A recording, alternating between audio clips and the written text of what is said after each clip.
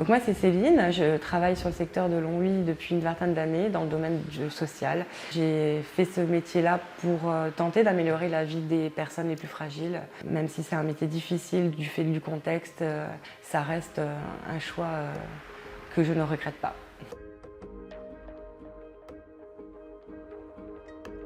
Le socle de notre, que ce soit assistante sociale, éducateur, etc., c'est construire une relation. Et c'est quelque chose de l'ordre de l'immatériel. Mettre en lumière le travail social et les difficultés des familles et des personnes qu'on rencontre mettrait en lumière les raisons et donc le système capitaliste et ses responsabilités.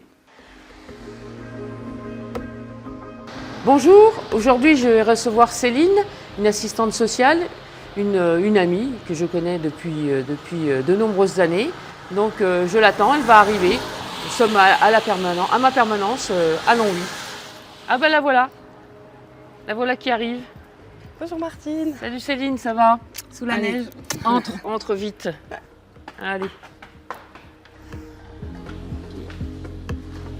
Voilà.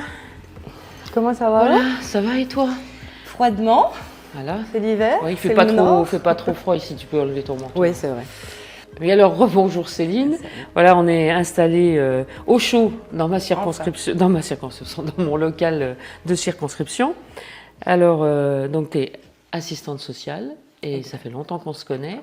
Et je t'ai invitée pour que tu nous parles un peu de ton métier. Donc, ça fait combien de temps que tu es assistante sociale? Alors, on va dire que ça fait quelques années déjà, au moins 2 décennies que j'exerce cette profession sur le territoire de Longwy et alentour. J'ai une particularité, c'est que j'étais coiffeuse avant d'être assistante sociale, donc ça a été vraiment un choix une reconversion professionnelle. À ma vingtaine. Du coup, je travaille ici depuis une vingtaine d'années, effectivement, et j'ai eu la chance, parce que j'estime que c'est un parcours très enrichissant, de pouvoir exercer ma profession auprès de différents employeurs sur le territoire. Donc j'ai pu intervenir... Et tu as touché différents publics? Tout à fait, puisque le public qu'on rencontre dépend de notre employeur, en fait. Ouais. Justement, quand tu parles de grandes villes et justement de petites villes comme ici, est-ce que tu penses qu'il y a plus de moyens de travailler dans une grande ville, justement, que dans une petite ville comme Longwy? Alors, plus de moyens, si on parle en termes de partenariat et de services publics, je pense que oui. Effectivement, plus on est en ruralité et plus il est difficile de travailler en équipe et en partenariat. Ces dernières années, ça fait partie des problématiques qu'on rencontre, c'est que de nombreux services publics, suite aux désinvestissements de l'État sur nos territoires, ont disparu tout simplement, donc qui sont remplacés par des permanences de... France Service, voilà, où tout est un petit peu mélangé, alors qu'avant on avait des professionnels experts et spécialistes des questions et donc des problématiques qu'on rencontrait. Qu'est-ce que tu dirais sur ta charge de travail? Comment ça se passe? Est-ce qu'elle a augmenté? Est-ce que tu estimes avoir le temps de bien t'occuper des dossiers? Alors le temps pour bien faire, c'est vraiment, je pense que c'est une première revendication, effectivement. Parce que notre rôle consiste d'abord concrètement à accueillir, écouter, analyser la situation, essayer de mettre en lien le bon dispositif face aux problèmes rencontrés. Et puis, il y a aussi toute la question de la co-construction du projet avec la personne.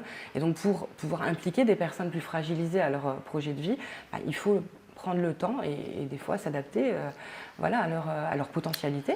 Rien n'est impossible, il faut du temps. Donc ça, c'est la première revendication. Et puis, il faut de la pluridisciplinarité, je dirais, pour pouvoir accompagner plus globalement la personne dans ses difficultés. Et là, intervient effectivement la rareté des services publics partenaires et des associations qui sont également en difficulté. Et outre la profession qui va être la même globalement dans une grande ville ou ici dans une petite ville comme Longwy, justement, quelles sont les problématiques que tu ne rencontrerais pas si tu étais assistante sociale à Nancy pour rester dans le département? Voilà.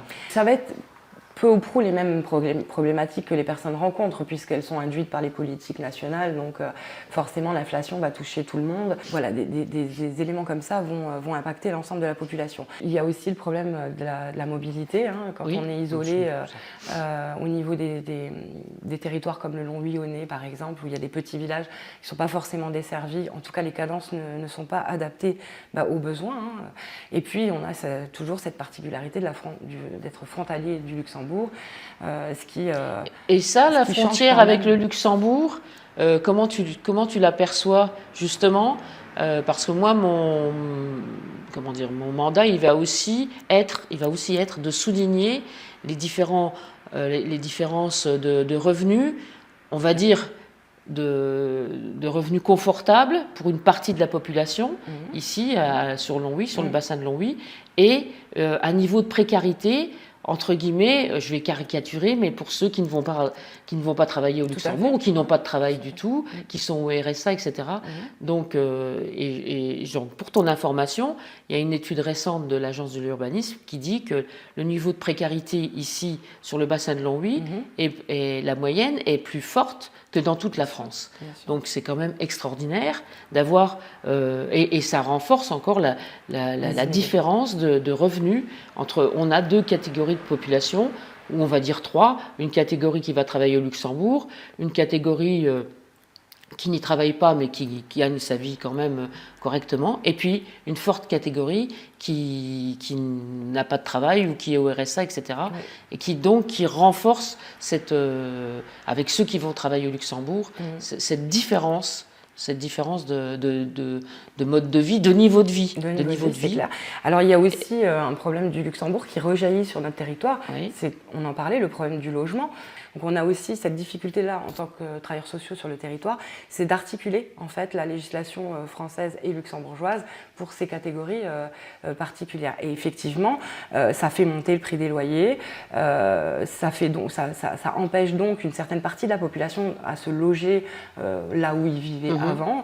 Il y a un turnover dans les logements publics qui sont moins, les gens ne bougent plus, voilà. Bien sûr. Donc ça a forcément aussi des incidences.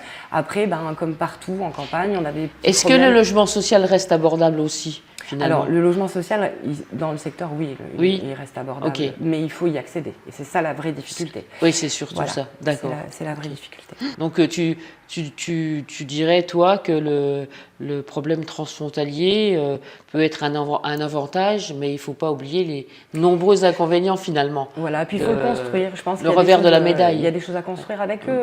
On pourrait sur la question de la CAF luxembourgeoise, la CAF française, il y a vraiment des liens professionnels à créer. Ah, ça, ce sont des idées dont ça fera partie d'un autre. Peut-être. Sinon, on n'aurait jamais le temps, mais c'est très intéressant. Ça fait partie des besoins, en tout cas. On va cultiver ça. Recenser, parce que très bien. C'est des situations complexes. Pour revenir à ton métier, avec ton employeur, est-ce que tu t'estimes qu'il te donne les moyens de travailler ? Comment tu te sens On parle des conditions de travail. Les conditions de travail, elles dépendent pareil de l'employeur. Il y a des travailleurs sociaux qui n'ont pas de salaire suffisamment élevé et qui leur permet d'être éligibles à la prime d'activité à ce point-là. Donc on a d'autres collègues administratifs, mais même des travailleurs sociaux. Je pense aux collègues du service social en faveur des élèves qui n'ouvrent pas le droit à la prime Ségur. Donc il y a des vraies disparités selon l'employeur qui nous embauche. Pourtant, on est toutes essentielles. Je dis toutes parce qu'on est essentiellement des femmes dans ces professions. On est toutes essentielles, quoi. Donc c'est injuste. Moi, j'ai fait ce métier-là justement pour essayer d'améliorer la vie des gens dans un premier temps, et aussi de combattre les injustices et les inégalités. Et on est loin du compte. Écoute, Céline, je te remercie beaucoup d'être venue jusqu'à la permanence pour parler de ton métier. Difficile, vraiment difficile. Et j'admire. Et difficile, mais en étant entendu, c'est-à-dire en entendant l'usager, et pas en le voyant comme le problème, mais bien comme une partie de la solution du problème.